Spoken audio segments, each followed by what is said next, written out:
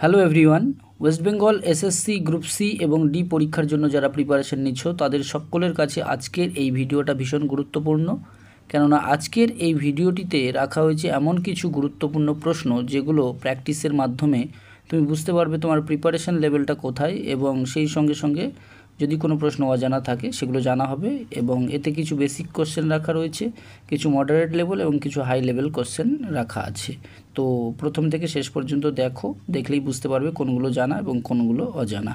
তো আজকে প্রথম যে প্রশ্নটাকে রাখা হয়েছে খুবই গুরুত্বপূর্ণ একটা প্রশ্ন, সত্যমেব জয়তে। তাহলে এই যে স্লোগানটা এখানে বলা রয়েছে সত্যমেব জয়তে, এই স্লোগানটিকে জনপ্রিয় করে তুলেছেন কে? অপশান এতে রয়েছে পণ্ডিত রবি শাস্ত্রী, বিতে রয়েছে রামপ্রসাদ বিসমিল্লা, সিতে রয়েছে সুচেতা কৃপালিনী এবং ডিতে রয়েছে মদনমোহন মালব্য। তো সত্যমেব জয়তে নামক যে স্লোগানটি, এই স্লোগানটিকে জনপ্রিয় করে তুলেছেন যিনি, তিনি হলেন মদনমোহন মালব্য। এটি হচ্ছে এই প্রশ্নের রাইট অ্যান্সার। এরপর যে প্রশ্নটিকে রাখা হয়েছে এটি ইন্ডিয়ান হিস্ট্রি থেকে নেওয়া একটা প্রশ্ন। বলা হয়েছে কোন রাজা এলাহাবাদে কুম্ভ মেলা শুরু করেছিলেন? কোন রাজা? অপশান এতে রয়েছে নরসিংহ বর্মন, বিতে রয়েছে হর্ষবর্ধন, সিতে রয়েছে পৃথ্বীরাজ চৌহান এবং ডিতে রয়েছে ছত্রপতি শিবাজী। তো যে রাজা এলাহাবাদে কুম্ভ মেলা শুরু করেছিলেন তিনি হলেন অপশান বি হর্ষবর্ধন। এটি হচ্ছে এই প্রশ্নের রাইট অ্যান্সার। নেক্সট কোশ্চেনের দিকে এগিয়ে যাচ্ছি। সর্বপ্রথম ভারতবর্ষে কারা এসেছিলেন? তাহলে ভারতবর্ষে যে বিভিন্ন মানুষেরা এসেছিলেন বিভিন্ন জায়গা থেকে, তার মধ্যে সর্বপ্রথম কারা এসেছিলেন? অপশান এতে বলা রয়েছে নেদারল্যান্ডের লোক, যাদেরকে ডাচ বলা হয়। এরপরে বিতে রয়েছে ইংলিশ পার্সন অর্থাৎ ইংরেজরা, সিতে রয়েছে ফ্রেঞ্চ ফরাসি বণিকরা, আর ডিতে রয়েছে পর্তুগিজরা। তো আমাদের এখানে একটা মনে রাখার বিষয় রয়েছে যে সর্বপ্রথমে ভারতবর্ষে যারা এসেছিলেন তারা হলেন পর্তুগিজরা। পর্তুগিজ নাবিক ভাস্কো ডা গামা 1498 খ্রিস্টাব্দে ভারতের কালিকট বন্দরে এসেছিলেন প্রথম। এটি হচ্ছে এই প্রশ্নের রাইট অ্যান্সার। নেক্সট কোশ্চেনের দিকে এগিয়ে যাচ্ছি। প্রত্যেকটা প্রশ্নই গুরুত্বপূর্ণ এবং আসন্ন পরীক্ষা উপযোগী, তো দেখতে থাকো। এবার যে প্রশ্নটিকে রাখা হয়েছে কোন বিদেশি পর্যটক প্রথম ভারতবর্ষে ভ্রমণে এসেছিলেন? তাহলে এখানে বলা রয়েছে বিদেশি পর্যটক মানে ফরেন ভিজিটর প্রথম ভারতবর্ষ ভ্রমণে এসেছিলেন। অপশান এতে বলা রয়েছে মেগাস্থিনিস, বিতে রয়েছে মার্কো পোলো, সিতে রয়েছে ফাহিয়েন আর ডিতে রয়েছে হিউয়েন সাং। তো এই প্রশ্নের যেটা রাইট অ্যান্সার হবে, যে বিদেশি পর্যটক প্রথম ভারতবর্ষে ভ্রমণে এসেছিলেন তিনি হলেন মেগাস্থিনিস। এটি হচ্ছে এই প্রশ্নের রাইট অ্যান্সার। এরপর যে প্রশ্নটি রাখা হয়েছে, সিংহাসনে আরোহণ করার জন্য কোন সম্রাট তার পিতা বিম্বিসারকে হত্যা করেছিলেন? তাহলে বিম্বিসারকে হত্যা করে সিংহাসনে বসেছিলেন তিনি কে? অপশান এতে বলা রয়েছে চন্দ্রগুপ্ত মৌর্য, বিতে রয়েছে কনিষ্ক, সিতে রয়েছে অজাতশত্রু আর ডিতে রয়েছে ধননন্দ। তো এই প্রশ্নের যেটা রাইট অ্যান্সার হবে সেটি হচ্ছে অজাতশত্রু। এটি হচ্ছে এই প্রশ্নের রাইট অ্যান্সার অর্থাৎ অপশান সি। অপশান সি হচ্ছে এই প্রশ্নের সঠিক উত্তর। পরবর্তী প্রশ্নের দিকে এগিয়ে যাচ্ছি। এখানে বলা রয়েছে 1950 সালের এনভায়রনমেন্টাল থেকে নেওয়া একটা প্রশ্ন। 1950 সালের যে বন মহোৎসব যে উৎসবটা এইটা চালু করেছিলেন কে? অপশান এতে রয়েছে গোপালকৃষ্ণ গোখলে, বিতে রয়েছে গঙ্গাধর তিলক, সিতে রয়েছে কে এম মুন্সি আর ডিতে রয়েছে মেধা পাটেকর। তো 1950 সালে যে বন মহোৎসব উৎসবটা চালু হয়েছিল এটা চালু করেছিলেন কে এম মুন্সি। এটি হচ্ছে এই প্রশ্নের রাইট অ্যান্সার। অপশান সি হচ্ছে এই প্রশ্নের রাইট অ্যান্সার। নেক্সট যে কোশ্চেনটা রয়েছে সেটার দিকে এগিয়ে যাচ্ছি। এরপরে যে প্রশ্নটা রয়েছে কচ্ছ শব্দের অর্থ কী?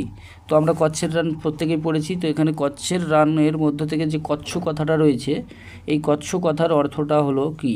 অপশান এতে বলা রয়েছে এখানে উর্বর ভূমি, বিতে রয়েছে অনুর্বর ভূমি, সিতে রয়েছে পাথুরে জমি আর ডিতে রয়েছে লবণাক্ত জলাভূমি। তো কচ্ছ শব্দের যেটা সঠিক অর্থ সেটা হচ্ছে লবণাক্ত জলাভূমি, অর্থাৎ অপশান ডি এই প্রশ্নের জন্য সঠিক উত্তর। এরপর যে প্রশ্নটা রয়েছে বিজাপুরের সুলতান শিবাজীকে হত্যা করার জন্য কাকে পাঠিয়েছিলেন? এটি ইন্ডিয়ান হিস্ট্রি থেকে নেওয়া একটা প্রশ্ন। তো বিজাপুরের সুলতান শিবাজীকে হত্যা করার জন্য কাকে পাঠিয়েছিলেন? নিম্নলিখিত অপশানগুলির মধ্যে যেটা হবে সেটা বলতে হবে। অপশান এতে রয়েছে আব্দুল সামাদ, এরপর রয়েছে রাজা জয় সিং আর ডিতে রয়েছে আফজল খান। তো বিজাপুরের সুলতান শিবাজীকে হত্যা করার জন্য যাকে পাঠিয়েছিলেন তিনি হলেন আফজল খান। অপশান ডি হচ্ছে এই প্রশ্নের রাইট অ্যান্সার। এটি হচ্ছে এই প্রশ্নের সঠিক উত্তর। এরপর যে প্রশ্নটি রয়েছে আধুনিক বিজ্ঞানের জনক কাকে বলা হয়? তাহলে আধুনিক যে বিজ্ঞান রয়েছে অর্থাৎ modern science, father of modern science কাকে বলা হয়? অপশান এতে রয়েছে অ্যালবার্ট আইনস্টাইন, বিতে রয়েছে আইজাক নিউটন, সিতে রয়েছে ফ্রান্সিস বেকন আর ডিতে রয়েছে আর্কিমিডিস। তো আধুনিক বিজ্ঞানের জনক যাকে বলা হয় তিনি হলেন ফ্রান্সিস বেকন। এটি হচ্ছে এই প্রশ্নের right answer, option C. Next যে প্রশ্নটা রয়েছে, প্রথম কোন চলচ্চিত্র অভিনেত্রী পদ্মশ্রী পুরস্কার পেয়েছিলেন? তাহলে এই যে এখানে একটা পুরস্কারের কথা বলা হয়েছে, পদ্মশ্রী পুরস্কার। তো এই পদ্মশ্রী পুরস্কার প্রথম কে পেয়েছিলেন? অপশান এতে বলা রয়েছে জয়া বচ্চন, বিতে রয়েছে দিব্যা ভারতী, সিতে রয়েছে নার্গিস দত্ত, আর ডিতে রয়েছে মালালা ইউসুফ। তো এই চারটি অপশানের মধ্যে যেটা রাইট অ্যান্সার হবে, প্রথম চলচ্চিত্র অভিনেত্রী যিনি পদ্মশ্রী পুরস্কার পেয়েছিলেন তিনি হলেন নার্গিস দত্ত। এটি হচ্ছে এই প্রশ্নের রাইট অ্যান্সার। নেক্সট কোশ্চেনের দিকে এগিয়ে যাচ্ছি। প্রত্যেকটা প্রশ্ন আসন্ন পরীক্ষার জন্য উপযোগী, আর এবার যে প্রশ্নটিকে রাখা হয়েছে সেটিও গুরুত্বপূর্ণ প্রশ্ন। ভারতের প্রথম যে সংবাদপত্র, এই প্রথম সংবাদপত্র কে চালু করেছিলেন? অপশান এতে রয়েছে উইলিয়াম কেরি, বিতে রয়েছে মার্শম্যান, সিতে রয়েছে জেমস অগাস্টাস হিকি, আর ডিতে রয়েছে সতীশচন্দ্র বোস। তো ভারতবর্ষের যে প্রথম সংবাদপত্র, এই সংবাদপত্র যিনি চালু করেছিলেন, অপশানগুলোর মধ্যে থেকে রাইট যেটা অ্যান্সার হবে সেটি হচ্ছে জেমস অগাস্টাস হিকি। এটি হচ্ছে এই প্রশ্নের রাইট অ্যান্সার। এরপর যে প্রশ্নটা রয়েছে, নিম্নের কোন যন্ত্রের সাহায্যে তরলের যে প্রবাহ, এই প্রবাহের হার নির্ণয় করা হয়? তরলের প্রবাহের হার নির্ণয় করা হয় কোন যন্ত্রের সাহায্যে? অপশান এতে রয়েছে ভেঞ্চুরিমিটার, বিতে রয়েছে ক্যালোরিমিটার, সিতে রয়েছে ল্যাক্টোমিটার, আর ডিতে রয়েছে অ্যানিমোমিটার। তো ভেঞ্চুরিমিটার নামক যন্ত্রের সাহায্যে তরলের প্রবাহের হারটা নির্ণয় করা হয়। এটি হচ্ছে এই প্রশ্নের রাইট অ্যান্সার। নেক্সট কোশ্চেনের দিকে এগিয়ে যাচ্ছি। এখানে বলা রয়েছে সিরাজউদ্দৌলা কলকাতার নাম পরিবর্তন করে কি রেখেছিলেন? অপশান এতে বলা রয়েছে আলমগীরপুর, বিতে রয়েছে আলীনগর, সিতে রয়েছে ফিরোজাবাদ, আর ডিতে রয়েছে ফতেপুর সিকরি। তাহলে সিরাজউদ্দৌলা যে এই যে আলীনগর, এই আলীনগরেরই নাম হচ্ছে কলকাতা। তাহলে কলকাতার নামটা যেটা ছিল সেটা হচ্ছে আলীনগর। এটি হচ্ছে এই প্রশ্নের রাইট অ্যান্সার। নেক্সট যে কোশ্চেনটা রয়েছে, মহারাষ্ট্রের যে কালো মৃত্তিকা, এই কালো মৃত্তিকা কী নামে পরিচিত মহারাষ্ট্রের?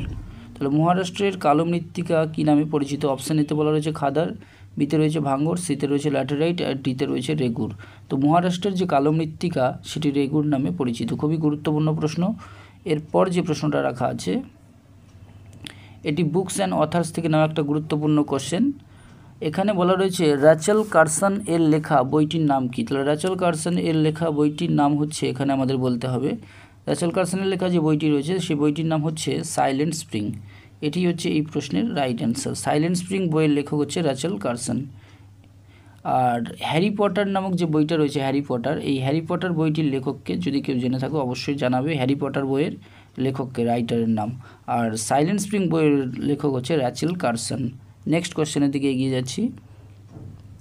এরপরে একটা প্রশ্ন রয়েছে, হাইগ্রোমিটার যন্ত্রের দ্বারা পরিমাপ করা হয়। তাহলে এই যে হাইগ্রোমিটার যন্ত্র, এই হাইগ্রোমিটার যন্ত্রের দ্বারা পরিমাপ করা হয়। অপশান এতে বলা রয়েছে বায়ুর উষ্ণতা, বিতে রয়েছে বায়ুর চাপ, সিতে রয়েছে বায়ুর আর্দ্রতা, আর ডিতে রয়েছে বায়ু প্রবাহের দিক। তো হাইগ্রোমিটার যন্ত্রের সাহায্যে পরিমাপ করা হয় বায়ুর আর্দ্রতা। এটি হচ্ছে এই প্রশ্নের রাইট অ্যান্সার, অর্থাৎ অপশান সি। নেক্সট প্রশ্নের দিকে এগিয়ে যাচ্ছি।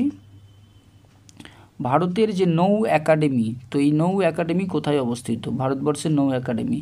অপশান এতে বলা রয়েছে কেরালা, বিতে রয়েছে পাঞ্জাব, সিতে রয়েছে বিহার, আর ডিতে রয়েছে মধ্যপ্রদেশ। তো ভারতবর্ষের যে নৌ একাডেমি, এই নৌ একাডেমি অবস্থিত কেরালাতে। অপশান এ হচ্ছে এই প্রশ্নের রাইট অ্যান্সার। নেক্সট যে প্রশ্নটা রয়েছে হিস্ট্রি থেকে নেওয়া, দন্তি দুর্গ কোন বংশের প্রতিষ্ঠাতা? তাহলে এখানে যে দন্তি দুর্গের কথা বলা রয়েছে, এই দন্তি দুর্গ কোন বংশ প্রতিষ্ঠা করেছিলেন? অপশান এতে বলা হচ্ছে মারাঠা, বিতে রয়েছে জাট, সিতে রয়েছে রাষ্ট্রকূট, আর ডিতে রয়েছে সঙ্গম রাজবংশ। তো দন্তি দুর্গ যে বংশের প্রতিষ্ঠাতা সেটি হচ্ছে রাষ্ট্রকূট বংশের প্রতিষ্ঠাতা। এটি হচ্ছে এই প্রশ্নের রাইট অ্যান্সার। এরপর যে প্রশ্নটা রয়েছে, বিধবা বিবাহ আইন পাশ হয়েছিল কত সালে? অপশান এতে বলা রয়েছে 1919 সালে, বিতে রয়েছে 1915 সালে, সিতে রয়েছে 1829 সালে, আর ডিতে রয়েছে 1856 সালে। তো এই প্রশ্নের যেটা সঠিক অ্যান্সার সেটা অবশ্যই কমেন্টে জানাবে। কম বেশি সকলেরই জানা, খুবই ইজি একটা কোশ্চেন, বেসিক কোশ্চেন, তাই এটা তোমাদের জন্য ছেড়ে দিলাম। নেক্সট কোশ্চেনের দিকে এগিয়ে যাচ্ছি। জলদাপাড়া অভয়ারণ্য অবস্থিত ভারতবর্ষের কোন রাজ্যে? তাহলে এই যে জলদাপাড়া অভয়ারণ্য, এটা ভারতবর্ষের কোন রাজ্যে অবস্থিত? তাহলে জলদাপাড়া অভয়ারণ্য অবস্থিত পশ্চিমবঙ্গে। এটি হচ্ছে এই প্রশ্নের রাইট অ্যান্সার। নেক্সট কোশ্চেনের দিকে এগিয়ে যাচ্ছি। মোগলদের রাজত্বকালে সরকারি যে ভাষা, এই সরকারি ভাষাটা কী ছিল মোগলরা যখন রাজত্ব করতো সেই সময়? অপশান এতে বলা রয়েছে বাংলা, বিতে রয়েছে উর্দু, সিতে রয়েছে আরবি, আর ডিতে রয়েছে ফার্সি। তো মোগলদের রাজত্বকালে সরকারি ভাষা যেটা ছিল সেটা হচ্ছে ফার্সি ভাষা। এটি হচ্ছে এই প্রশ্নের রাইট অ্যান্সার। নেক্সট প্রশ্নের দিকে এগিয়ে যাচ্ছি। অজন্তা গুহাচিত্র, এটি আর্ট অ্যান্ড কালচার থেকে নেওয়া একটা গুরুত্বপূর্ণ প্রশ্ন। অজন্তা গুহাচিত্র কোন সময়ের নিদর্শন, মানে কোন সময়ে এই অজন্তা গুহাচিত্রের আমরা নিদর্শন পেয়ে থাকি? অপশান এতে বলা রয়েছে পাল যুগ, বিতে রয়েছে গুপ্ত যুগ, সিতে রয়েছে মৌর্য যুগ, আর ডিতে রয়েছে সেন যুগ। তো অজন্তা গুহাচিত্র যেটা রয়েছে, এই অজন্তা গুহাচিত্র গুপ্ত যুগের একটা নিদর্শন। এটি হচ্ছে এই প্রশ্নের রাইট অ্যান্সার, গুপ্ত যুগের নিদর্শন। নেক্সট কোশ্চেনের দিকে এগিয়ে যাচ্ছি। পরবর্তী যে প্রশ্নটা রয়েছে এটি হচ্ছে বিভিন্ন প্রকার যে আমাদের ডান্সগুলো রয়েছে, অর্থাৎ ক্লাসিক্যাল ডান্স এবং ফোক ডান্স রয়েছে, তার মধ্য থেকে ফোক ডান্স থেকে নেওয়া একটা গুরুত্বপূর্ণ নৃত্যশৈলীর নাম এখানে তুলে ধরা হয়েছে।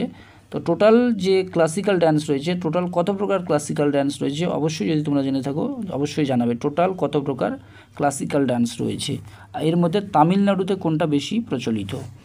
এবার এখানে যে প্রশ্নটা রয়েছে, গম্ভীরা নৃত্যশৈলীর প্রচলন রয়েছে, তাহলে এই যে গম্ভীরা নামক যে নৃত্যশৈলী, এই গম্ভীরা নৃত্যশৈলীর প্রচলন রয়েছে কোথায়? অপশান এতে রয়েছে পশ্চিমবঙ্গ, বিতে রয়েছে মহারাষ্ট্র, সিতে রয়েছে গুজরাট, আর ডিতে রয়েছে উত্তরপ্রদেশ।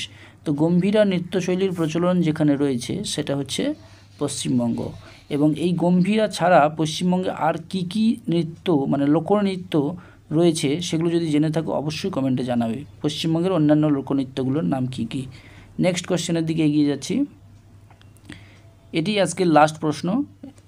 কলকাতা সুপ্রিম কোর্ট কবে প্রতিষ্ঠিত হয়? তাহলে কলকাতা যে সুপ্রিম কোর্ট, এই সুপ্রিম কোর্টটা কবে প্রতিষ্ঠিত হয়? অপশান এতে বলা রয়েছে 1771 খ্রিস্টাব্দে, বিতে রয়েছে 1772 খ্রিস্টাব্দে, সিতে রয়েছে 1773 খ্রিস্টাব্দ, আর ডিতে রয়েছে 1774 খ্রিস্টাব্দে। তো এই প্রশ্নের যেটা রাইট অ্যান্সার হবে সেটি হচ্ছে কলকাতা সুপ্রিম কোর্ট প্রতিষ্ঠিত হয়েছিল 1774 খ্রিস্টাব্দে। এটি হচ্ছে এই প্রশ্নের রাইট অ্যান্সার। তো আজকের মতো ভিডিওটা এইখানেই শেষ। ভিডিওটা যদি অবশ্যই মনে হয় যে কিছুটা হলেও কিছু শেখা গেছে বা কিছু জানা গেছে, তাহলে অবশ্যই চ্যানেলটিকে সাবস্ক্রাইব করে রাখতে পারো এই ধরনের আরও এডুকেশনাল ভিডিওগুলো পাওয়ার জন্য ভবিষ্যতে। Good bye.